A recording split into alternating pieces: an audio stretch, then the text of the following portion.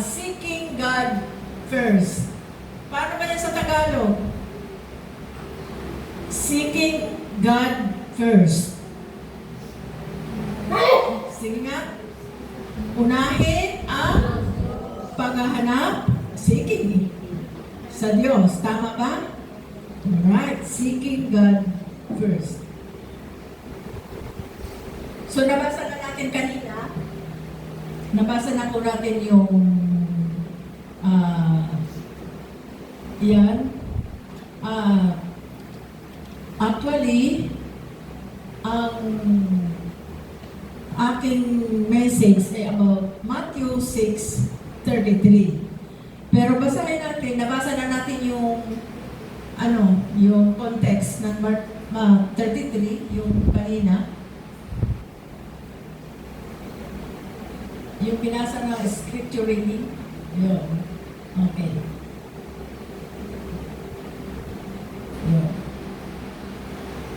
Alright. Yan po yung yung context ng Matthew 6:33. Sabi niya, at bakit kayo nababalisa tungkol sa pananamit? Isipin ninyo kung paano tumutubo.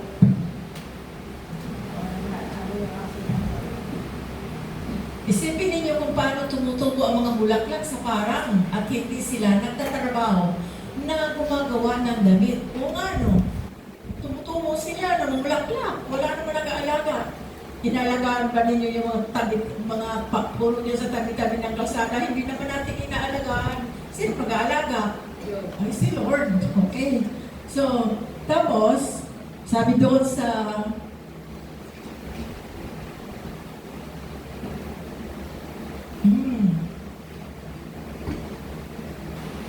at bakit kayo, alright? Sa 29, ngunit sinasabi ko sa inyo, kahit si Solomon sa kanyang karangyaan ay hindi nakapagdamit ng singganda ng isa sa mga bulaklak na ito. Ibig sabihin, ang mga bulaklak talaga ay napakaganda. Amen. Isa sa ating kagandahan. Alright. Tapos, verse 30, kung dinadamitan ng Diyos ang damo sa parang na buhay ngayon at kinabukasan ay ginagatong sa kalan, kayo pa kaya kay liit ng inyong pananampalataya. Right. 31. Kaya huwag kayong mag-alala na baka kayo kapusin sa pagkain, inumin at damit. Yan. Mga paalalanan ng Lord at niya. 32, hindi ba ang mga hintil ang nababahala tungkol sa mga bagay na ito? Alam na ng inyong Ama na nasa langit na kailangan ninyo ang lahat ng ito. Amen? Amen. Kaya, sabi nga kanina, Pastor, ang unang-una natin gawin ay panalangin. Kaya pag nakikipag-usap tayo kay Lord, alam na alam ni Lord yung ating pangailangan.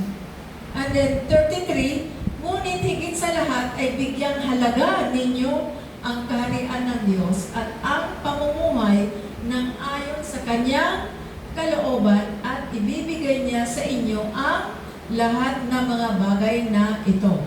Then verse 34, kaya nga, huwag ninyong alalahanin ang bukas sapagkat ang bukas ang mag-aalala sa sarili niya. Sapagkat sapat na ang inyong mga suliranin bawat araw. Alright. Seeking God first. So, yan na. Okay? So, ayan po, binasa na natin yan. Alright, sa introduction. Alam ba ninyo, ang mundo, wala kayong maririnig sa mundo ito na unahin natin si Lord. Ang nasa isip, mag-aral muna kayo, karera muna kayo, ano pa ba? Pera muna, karera muna, pamilya muna, saka na si Lord. Di ba yun ang naririnig natin sa mga tao na hindi talagang tunay na nakikipag-usap sa Panginoon. Pero bagong lahat, manalangin muna tayo. O Lord, patawad po Panginoon dahil nakalimutan ko ikaw ay aming gawin, pasalamatan. Narito kami, Panginoon, upang sambahin ka sa Espiritu at katotohanan. Narito kami upang pag-aralan ko ang iyong salita. Nagpapakumbaba kami, Panginoon, sa iyong harapan Patawarin mo kami, ano man yung nakikita sa aming puso, sa aking puso, Panginoon. Linisin mo kami ng banal mong dugo at puspusin mo kami ng iyong kapangyarihan. Dalangin ko, Panginoon, na ang lahat ay mapagpala sa iyong salita. Kasama ako, Panginoon, na iyong itinatayo dito para ipangaral ang iyong salita. Maraming pong salamat, Lord. Puspusin mo kami ng iyong kapangyarihan upang maging malakas kami spiritually at lalo higit ikaw ay nasa aming puso. Maraming pong salamat sa pangalan ni Jesus. Amen. Alright. Sabi dito sa introduction, ang sinasabi ng mundo, pera muna, karira muna, pamilya muna, saka na si Lord. Tama ba? Di ba? Di ba nung wala ka naman kay Lord, wala ka pang tamang relasyon kay Lord eh. Inuuna mo na yung araw ng linggo, pupunta ka doon sa mga sampungan, punta ka doon sa mga paninil ng mga may utang, na wala, hindi natin na-espion. Pumunta doon sa mga swimming, kung ano-ano mga ginagawa, lalo sa araw ng linggo. Yan ang practice ng mundo. Pero ang sabi niya, kapag inuuna natin si Lord, hindi ka magiging huli. So, ibig sabihin, habang inuuna natin si Lord, hindi tayo nilalagay sa likod, sa ulingan. Kundi kung sino yung lumalapit sa Kanya, siya yung Kanyang inuuna. Okay. Sabi nga dito, sa ating binasa kanina, seek ye first. Ngunit higit sa lahat, bigyan halaga ninyo ang kaharian ng Diyos at ang pamumuhay ng ayon sa Kanyang kalooban. At ibibigay niya sa inyo ang lahat ng mga bagay na ito. Tama ba? Hallelujah! Seeking God first. First. Unahin ang paghanap sa Panginoon. Alright. Sabi dito sa higit sa lahat. Okay, napabasa ba na? Higit sa lahat, kaharian ng Diyos. Higit sa lahat, unahin natin yung kaharian ng Diyos. Ano bang ibig sabihin ng kaharian? Ang kaharian ay pamumuno, pamamahala, layunin ng Diyos. Hindi natin layunin, hindi natin pamamahala, hindi natin pamumuno. Kaninong pamumuno? Sa Diyos. At ang tawag doon, kaharian. Alright. Ayon sa Colossians chapter 1 verse 13, ay nagsasabi, inililigtas niya tayo sa kapangyarihan ng kadiliman at inilipat sa kaharian ng kanyang minamahal na anak. Ipinakikita nito na binago ng Diyos ang ating buhay. Inalis niya tayo sa kasalanan at inilagay sa bagong buhay kasama si Jesus. Bakit? Kasi tayo ngayon, nung nabago na tayo, lumapit na tayo sa Kanya, tinanggap natin siya bilang sa ating tagapagligtas, sino na ngayon ang mamumuno sa atin? Sino ngayon ang mamamahala sa atin? Ay di si Lord. Amen? Kaya nga nilipat, sabi dito, ipinakita nito na binago na ng Diyos ang ating buhay. Inalis niya tayo sa kasalanan at inilagay sa bagong buhay kasama si Jesus. Dito, iniligtas na tayo sa kapangyarihan ng kadiliman at ito, inilipat sa kaharian ng kanyang minamahal na anak. Ibig sabihin, tayo na dating makasalanan, nung tinanggap natin si Lord, nilipat tayo sa kaharian ng kanyang minamahal na anak. Ano gagawin? Pamumunuan tayo ng ating Panginoon, pamamahalaan tayo ng ating Panginoon, at ang layunin ng Diyos ay para, yun na nga, hindi sa atin. Kasi kung tayo ang nasusunod, naku mga kapatid, ewan ko lang kung tayo nasusunod sa sarili natin. Pero yun ang dati natin ginagawa. Kaya maraming papahamak dahil yun ang inuuna nila ang kanilang mga sarili, hindi muna inuuna si Lord. Okay, next. Tingnan natin sa susunod. Ano ba ito? Click tayo. Alright. Layunin ni Lord. Okay. Ano yung layunin ni Lord? Hindi lang mga problema natin. Ano yung layunin? Kaharian, pamumunuan, pamamahalaan. So ano yung kanyang layunin sa atin? Hindi lang problema ang layunin na dapat niyang sulbahin. Kundi ang sabi dito, Lucas 4:43, pero sinabi sa kanila ni Jesus, kailangan ipangaral ko rin ang magandang balita tungkol sa paghahari ng Diyos. Tungkol sa pamumuno o pamamahala ng Diyos sa iba pang mga bayan. Dahil ito ang dahilan kung bakit ako isinugo. Ang Pilipinas lang ba ang dapat pamunuan ng Diyos? Hindi. Lahat, buong mundo. Amen. Siguro kung lahat talaga ng tao sa buong mundo kilala talaga si Lord, wala na yung mga nangyayari sa ating buhay ngayon. No? Kaya sa dami ng hindi naman talaga kumikilala sa Panginoon, nadadamay tayo. Pero tandaan natin, andyan lagi ang protection ng Panginoon. Hallelujah. Ngayon, ano pa yung layunan ng Lord? Number 3. Number 3 layunin ng Diyos. Mga tao ng Diyos. Matthew 28 verse 19. Kaya humayo kayo, gawin ninyong alagad ko ang mga tao sa lahat ng mga bansa. Bautismuhan niyo sila sa pangalan ng Ama, ng Anak, at ng Espiritu Santo. So isa sa layunin ng Panginoong Hesus na kanyang pamamahalaan o kanyang pamumunuan ay tawagin ang mga tao upang maging alagad. Tayo ba yung mga tagasunod ni Kristo? Amen. So tayo po ang dahilan kung bakit tayo ay kasama tayo doon sa pamahala, pamumuno o layunin ng Diyos. Okay, Roman number 2, higit sa lahat, ang katwiran ng Diyos. Ito na naman, sabi sa English, seek ye first the kingdom. Kingdom. Tapusan natin na pag-aralan na kaharian. Kingdom. Seek ye first the kingdom of God and His righteousness. Ito na, sa English. Higit sa lahat, ang righteousness ng Panginoon, ang katwiran ng Diyos. Okay.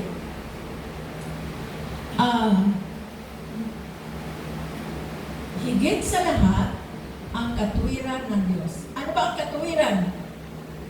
Tamang relasyon, tamang pamumuhay. Tama sa harap ng Diyos. Sabi sa 1 Corinthians 5:21, hindi nagkasala si Kristo, ngunit alang-alang sa atin, siya'y itinuring na makasalanan upang sa pag-isa natin sa Kanya ay maging matuwid tayo sa harapan ng Diyos. Sino gumagamit ng GPS? Dito. GPS. Ayun, si Brother Vincent kasi nagkumagamit siya, no? Alam nyo, pag ikaw marunong mag-drive at kung nagamit mo ang GPS, pwede kang maligaw. Tama ba? Kung minsan, nililigaw nga tayo doon sa pinakamaliit na daanan nakakatakot. Ginagawa. Pero hayaan mo na si Lord ang GPS, mag-GPS sa atin, no?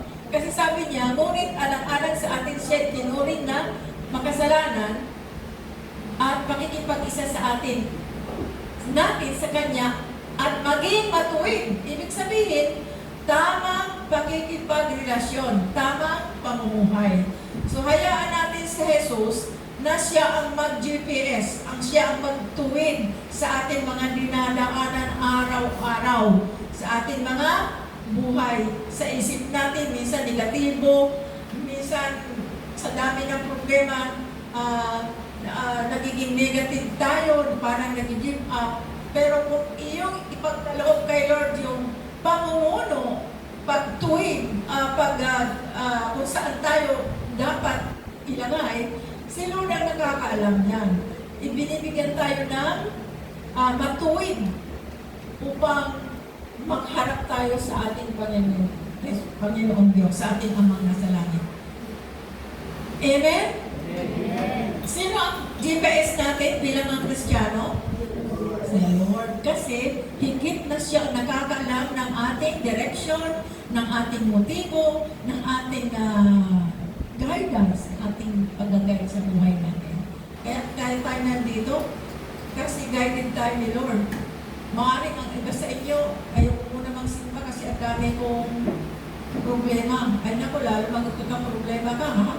Pag sinabi mo, ayaw ko muna magsampa dahil marami akong problema, ay lalo ka na dapat magpunta sa gawain, sa ganito, para kasama natin si Lord at siya ang mag-guide, magbibigay ng guidance, magbibigay ng direction sa ating buhay. Ako, galing ng Antipolo. Kahapon pa, nandun ako sa Commonwealth. Kasi lumipat kami mula sa 4th floor. Lumipat namin yung mga gamit namin hanggang 2nd floor for renovation. Sabi ko sa aming director, Sir, pag kami bumalik tayo sa 4th floor, ayaw ko na dahil walang elevator. Diyos ko, araw-araw ko, akyat baba. Pero kumanig naman yung sakit na ituhod ko. Ngayon, pagdating tayo, doon ako sa Antipolo ngayon, nagpapatuloy, at kahapon, uwi ako sa anak ko, doon sa Cainta, no? So, galing ako sa Cainta ngayon. From Cainta, from Cambridge, tricycle, then Rosario, yung bus na maliit na, then Cubao. Pagdating sa Cubao, hindi ko alam kung anong jeep ang sasakyan papunta rito. Kundi, nag-taxi na lang. Kaya, well provided ni Lord. Amen? Pati taxi ko, hindi ako kinakabahan dahil si Lord, alam ko, ipo-provide ni Lord. Kaya, basta sa Kanya, ipo-provide ni Lord. So, higit sa lahat, tayo ay itinatama ng Panginoon. Siya yung ating GPS. Ano yung GPS nga? Sino nakakaalam? Global Position. Yung S. Basta siya ang nag-GPS natin. Amen? Hayaan natin na si Lord ang GPS natin. Amen ba? Dahil yung mga gumagamit ng GPS, dapat alam nyo yun. Okay? Pero alam kong GPS sa buhay ko si Lord. Alam natin niya si Lord. Okay, next. Tingnan natin. Tama sa harapan ng Diyos. Sabi diyan,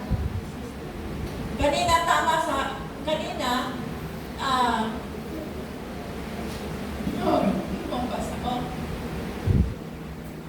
Ay, ano ba yan?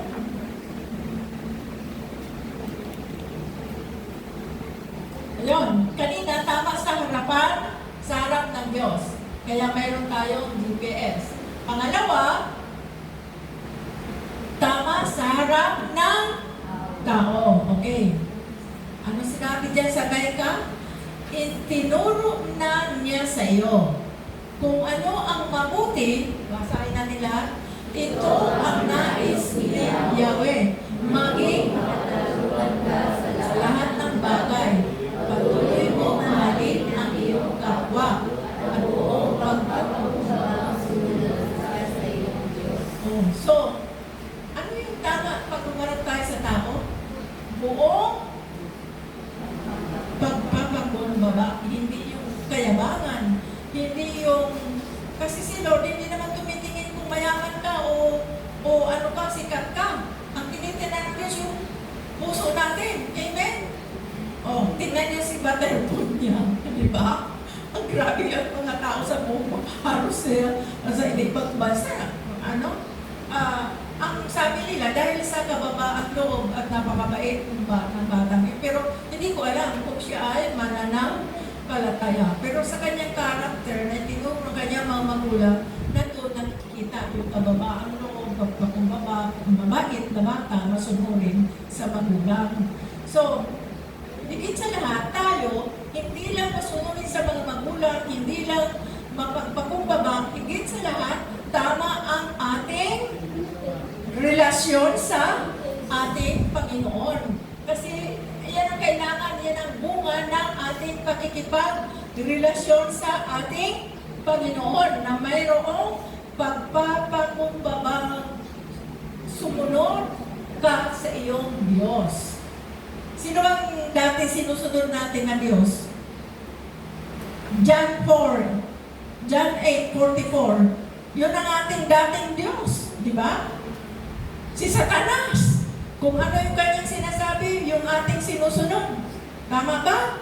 Huwag ko sabihin, hindi ako sumusunod, hindi ako taga doon. Ang sabi doon, ako, ano yun, sinusunod mo ang John 8, tingnan mo ang streamline para mabasa mo, lakasan mo nga kung ano yung dati nating sinusunod. John 8:44 sa Tagalog. English? O sa Tagalog, hanapin niyo sa Tagalog. Para malaman natin na tayo, ang ating dating sitwasyon ng ating buhay ay ganon. Okay? Kung sino nakabasa, pakibasa po ng malakas, Juan chapter 8, verse 44. Meron na? John 8:44. Basa ng malakas. Tayo, tumayo po kayo. Parang may nagbabasa na, pero gusto ko basahin. Lakasan mo nga, sister. Ang love ko ang inyong ama at ang gusto ninyong gawin ay kung ano ang gusto niya. Sa simula pa lang ay mamamatay tao na siya.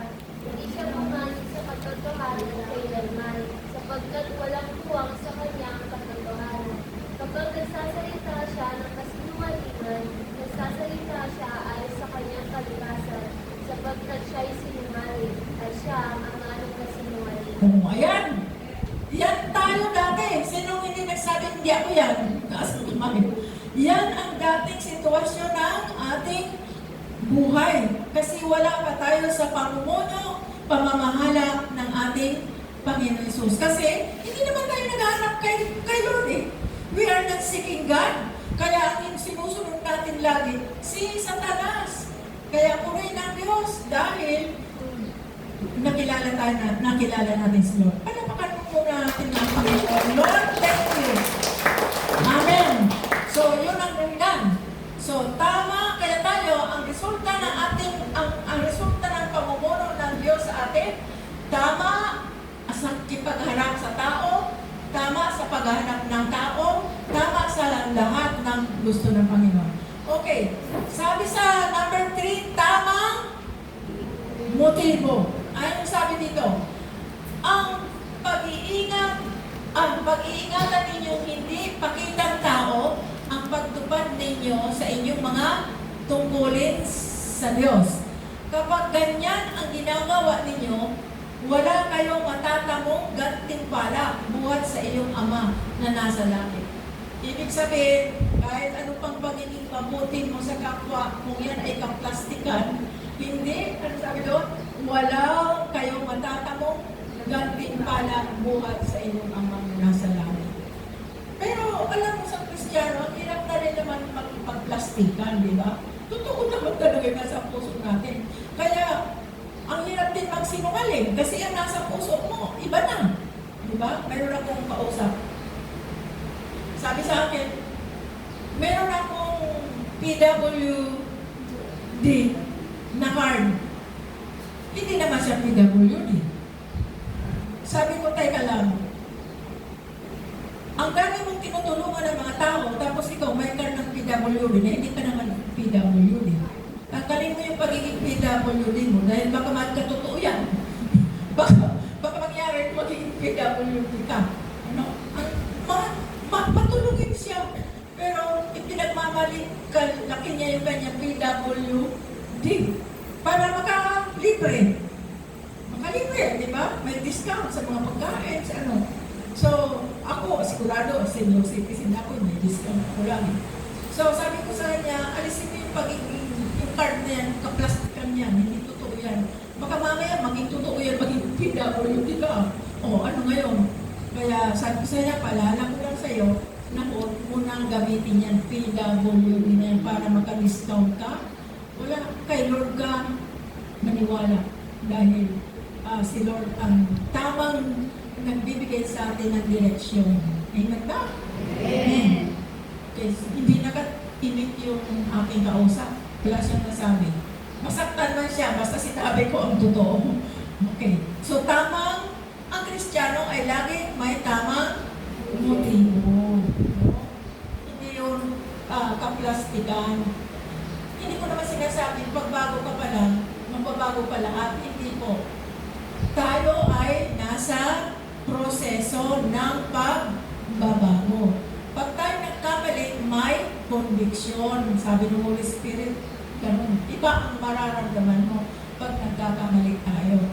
At least, purihin ang Diyos dahil may nagpapaalaala sa atin. Tama ba? Amen. Kaya, huwag mo naman sabihin na ang tagal mo na sa Panginoon ay andun ka pa rin sa ganung bagay. Naunawaan naman ako ng Panginoon ka plastic pa rin. Abay, baka wala na doon si Lord sa'yo. Kaya kailangan totoo ang ating motibo sa ating pagsamba sa ating Panginoon. Matthew 6:1, ang pag-iingatan ninyong hindi makitang tao ang pagtupad ninyo sa inyong mga tungkulin sa Diyos. Ang dami kayang mga manggagawa ng Panginoon. Pag nandiyan ang pastor, sipag na sipag talaga. Pag wala ang pastor, siya pa yung nag-uutos. Oh, tapusin ninyo yan, ganyan, ha? Ano masasabi niyo dito? Ano masasabi niyo dito? Ha? Bakitang tao. Ang pinakamahalaga, wala si pastor at kung ano-ano man ang mga nakikita natin, magpatuloy ka dahil si Lord ang nakakakita sa atin. Amen. Yun ang pinaka-best na dapat natin ginagawa. Huwag mo nang hintay na, andyan na ba si pastor? Kasi pag nandiyan na si pastor, sige, tataramaon na ako. Ganun. Hindi! Nandiyan na si pastor, pati si pastor tinitingnan ng Panginoon. Tinitingnan tayo ng Panginoon. Hallelujah! Praise God. Next. Tamang motibo. Number 3. Ano sabi diyan? Idaragdag sa inyo ang lahat ng ito. Lahat ng ito. Ano idaragdag? Pagkain, inumin, damit, pangangailangan. Nakikita ng Diyos ang pangangailangan mo. Akala natin, minsan parang feeling natin, wala na yata si Lord sa akin. Ang layo yata sa akin. Sa akin si Lord, ako naranasan ko yun. Yung pala, mayroon i-dinadirect sa akin si Lord na kailangan iluhod ko, talagang patuloy ako. Nakita ko yung kanyang direksyon sa akin. Sabi dito, nakikita ng Diyos ang pangangailangan mo. Philippians 4:19. Basa. At buhat sa hindi. Ibibigay niya ang lahat sa pamamagitan. Kung wala si Kristo, may pamamahala ba? May pamumuno ba? Kasi sabi doon sa una natin yung kaharian, inilipat tayo doon sa pamamahala ni Kristo. So, ito mahalaga yan, mga kapatid. Si Kristo talaga ang ating kailangan. Kaya kung ang iyong mga Diyos, mga Diyos-Diyosan, wala dyan si Kristo. No? Si Satanas nandyan, yung mga Diyos-Diyosan. Kaya si Kristo ang kailangan natin. Yan ang ating hanapin. Seeking God first. Hallelujah. Ang ganda ng ating kanta. So, very nice worship, Pastor. Pati ako, naiyak ako. Nag-touch talaga yung puso ko. Hallelujah. Praise God. And then, number 2, sa idaragdag ng Diyos, sa atin ng Diyos ang lahat ng ito, ginagantimpalaan ng Diyos ang pag-uuna sa Kanya. Oh, paano yan? Tandaan natin, ginagantimpalaan ng Diyos ang pag-uuna sa Kanya. Ibig sabihin, sa Kawikaan 3:9-10, parangalan mo si Yahweh sa pamamagitan ng iyong mga kayamanan. At mula sa iyong mga pinakamainam na ani, siya ay iyo ring handugan. Sa gayon, kamalig mo ay lagi mong aapaw.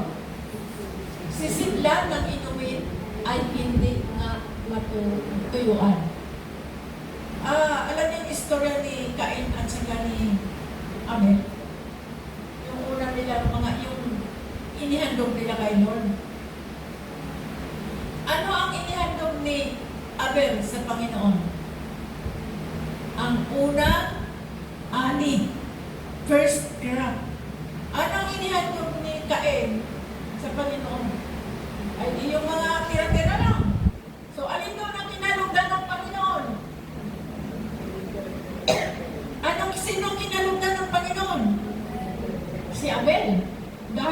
sabi dito, parangalan mo si Yahweh sa pamamagitan ng iyong mga kayamanan.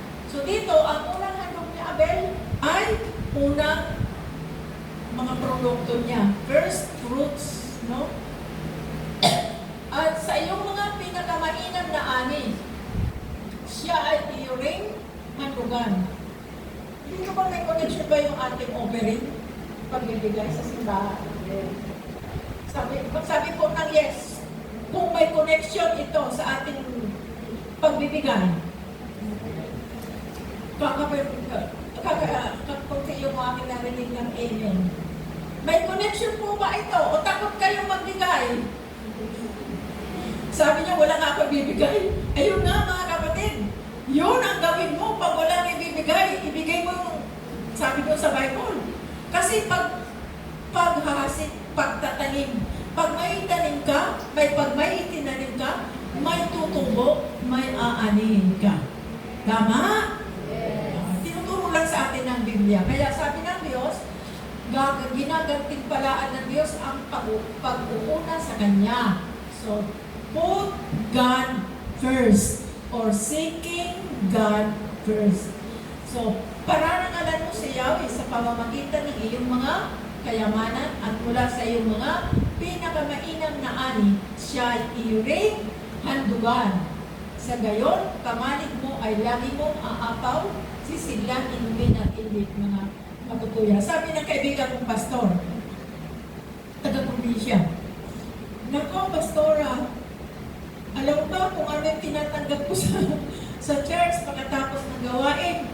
Hala, sako-sakong kamote.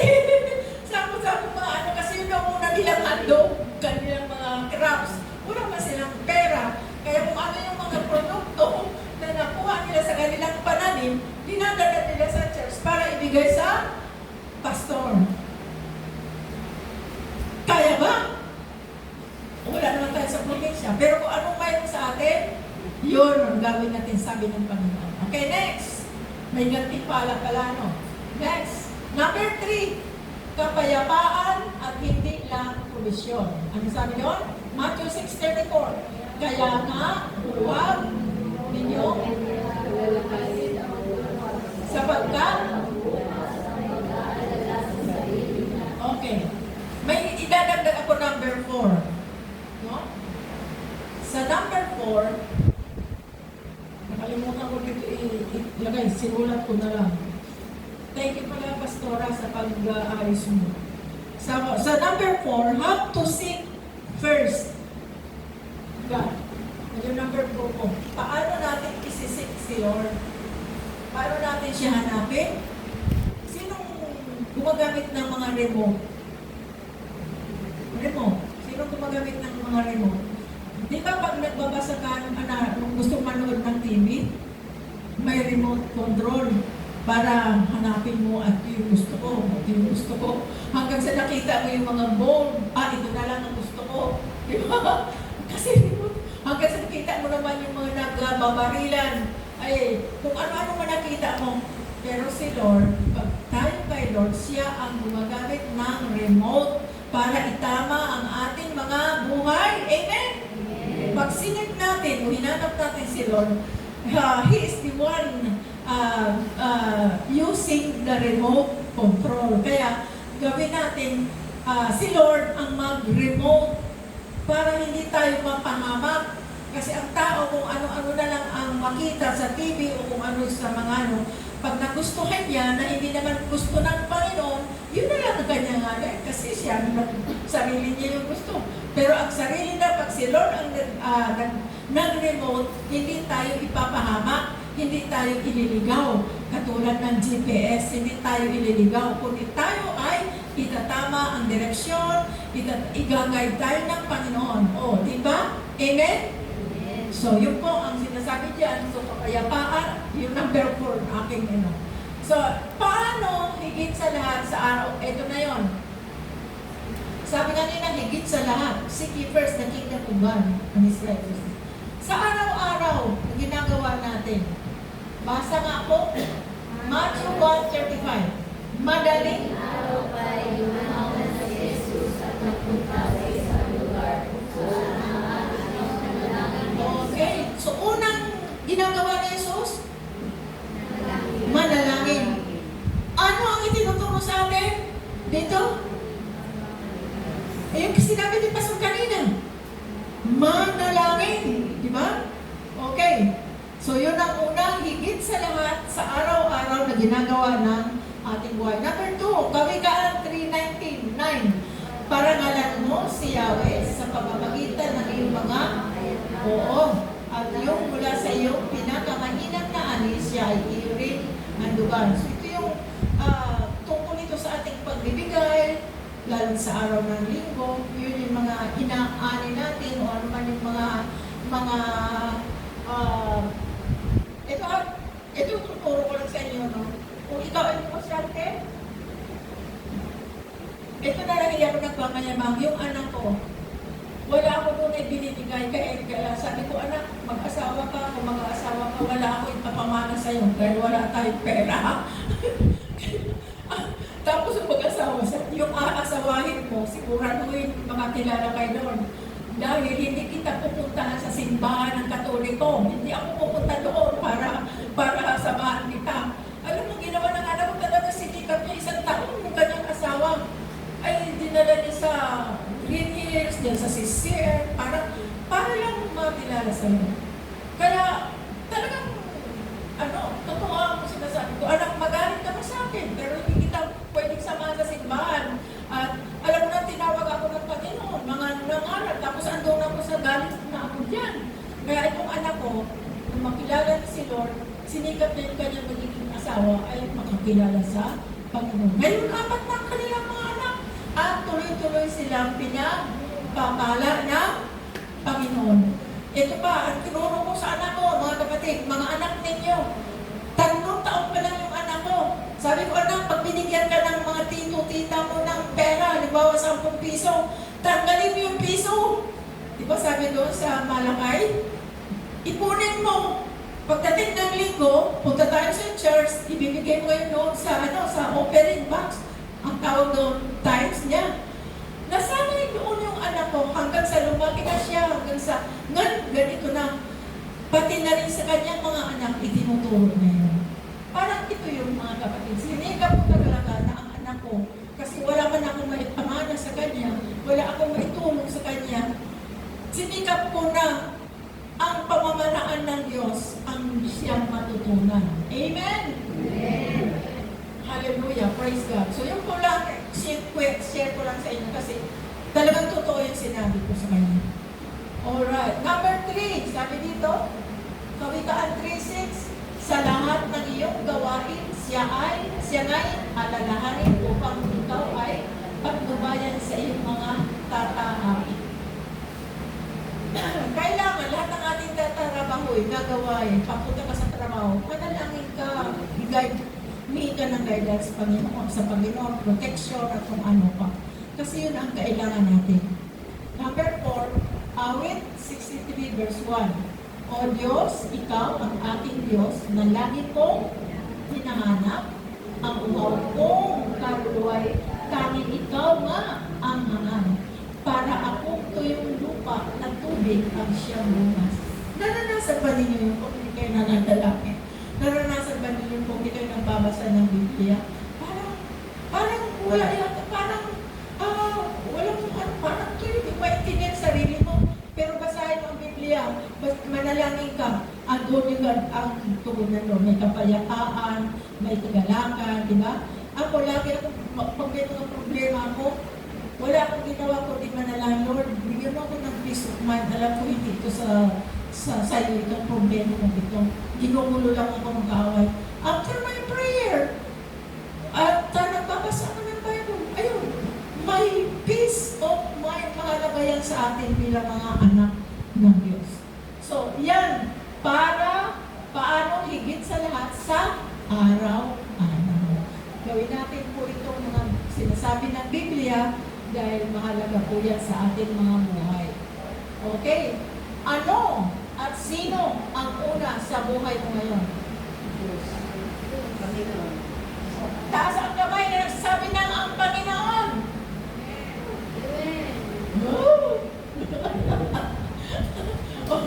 Oh, amen. Kasama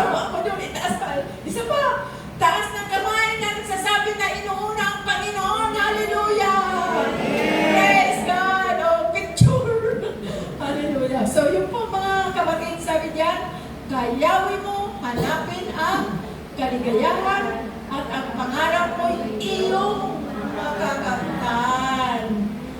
Hallelujah! Praise God! Amen! Naunawaan po natin lahat. So yun po, dito tayo magtatapos sa ating pag-aaral. Ngayon, hindi lang kayo ang pinangaralan ko, kundi kasama ako sa nag-aaral ng kanyang salita. Marami pong salamat, Panginoon, na nawa patuloy mo kaming gabayan, lalo na Panginoon, yung mga salita mo namin na pag-aralan, na ito po'y lagi mong ipaalala sa aming mga buhay, ating pag-iingat, ating gabay, sa aming tahanan, sa pamilya namin, magkaroon ng kapayapaan, kahit na, Panginoon, ay may kahirapan, pero Lord, ang kapayapaan, kagalakan, pagkakaisa, pagkakasundo, pagmamahalan ang siyang manaig sa aming mga pamilya. Maraming pong salamat, Lord, at dito rin po sa aming bahay-sambahan, nawa sa araw ng linggo ay magkaroon kami ng kauhawan, Panginoon, ang iyong salita ay aming laging marinig at maipamumay namin araw-araw. Ito pong aming dalangin sa pangalan ni Jesus. Amen.